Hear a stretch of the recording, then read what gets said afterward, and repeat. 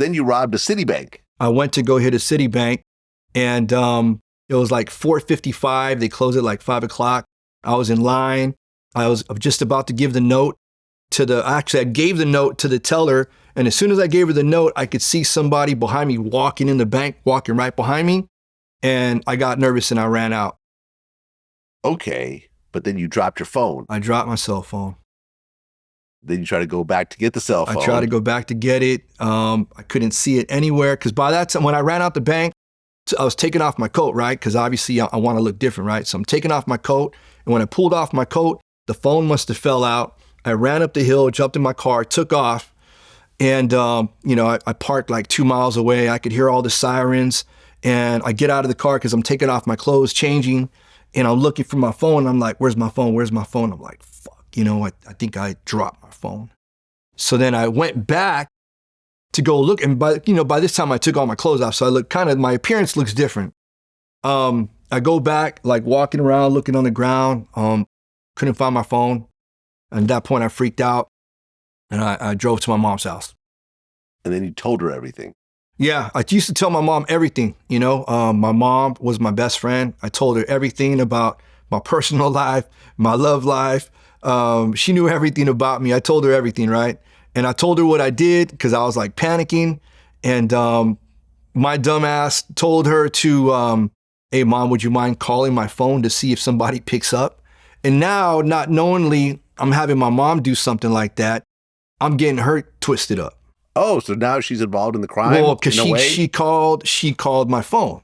Well, but she could just say, I was trying to find my son, so I called his phone. But, what's the big deal? Yeah, but see, by that time, they had my phone. They start looking at my phone. They start looking at my phone number, seeing all my pictures, go in their database to look who Mario Sanchez is. Oh, Mario Sanchez did all these robberies back in the 90s. And they put everything together.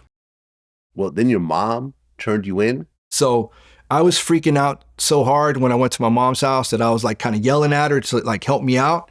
And so I scared her. And so that weekend, she told one of my sisters what I did. And my sister was like, turn his ass in. And she did. So years ago, your dad turns you in a way. Then later on, your mom turns you in. Correct.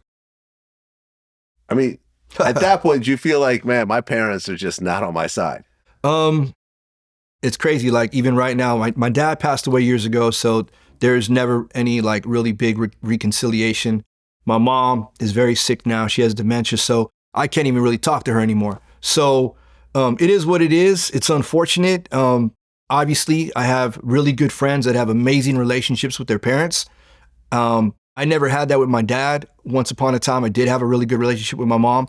But, I'm the one that has to take responsibility, look in the mirror, and I'm the one who created this shit. Well, yeah, you said I was back in San Francisco County Jail as a 42-year-old man, and I felt like a total loser. I did because now I was surrounded by youngsters that were like in their early 20s. And I remember when I first went to prison, in my early 20s, I would see some of these OGs that were like 40s and 50s, and we'd be like, this guy's a fucking loser, you know what I mean? So, and I was that loser.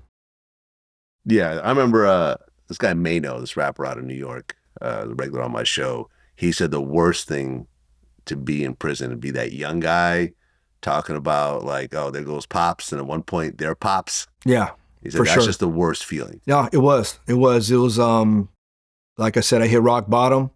And at that point, that's when I really started reflecting on, like my whole life flashed before my eyes. You know what I mean? Because at that point, they were talking about striking me out with the three strikes law. So you had 2 felonies at that point? Well, when I pled guilty to all those counts when I was younger, I pled guilty to like 9 or 10 felonies. So I had multiple felony convictions, but I just had one controlling case.